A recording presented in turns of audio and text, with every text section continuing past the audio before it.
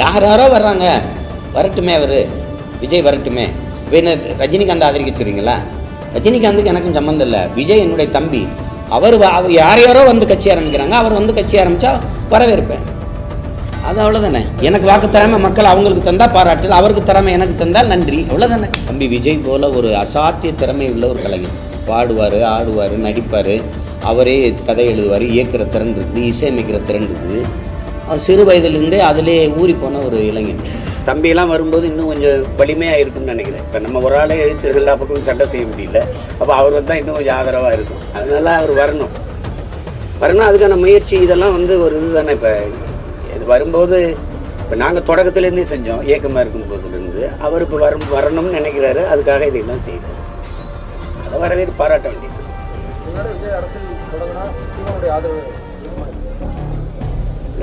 நான் வந்து யாரையும் ஆதரிக்கிறது, தம்பி தான் என்னை ஆதரிக்கணும். நான் எதுக்கு அவர் ஆதரிக்கணும்? நான் ஒரு தனித்த பேரியக்கமாக வரணும்னு நினைக்கிறேன். எனக்கு ஒரு கனவு இருக்குது. அவருக்கு இன்றைக்கும் மதிப்பு இருக்குது. இந்தியாவிலேயே அதிக சம்பளம் வாங்குகிற நடிகர். தமிழ்நாட்டில் அவர் தான் முதன்மையான நடிகர். உண்மையிலே பார்த்தா அவர் தான் இப்போதைக்கு சூப்பர் ஸ்டார். 150 கோடி அவருக்கு சம்பளம்.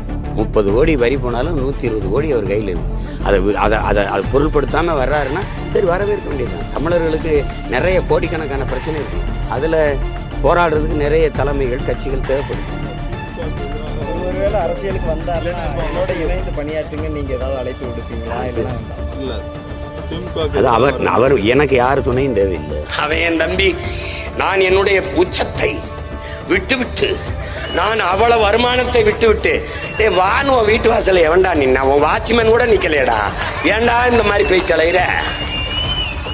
சேவை செய்ய வந்தா சேவை செய். நான் அடைக்கலம் தேடி வரவில்லை, படைக்கலத்தோடு வரும். யாரும் வான்னு உன்னை கூப்பிடலையே. எதுக்கு வர்ற?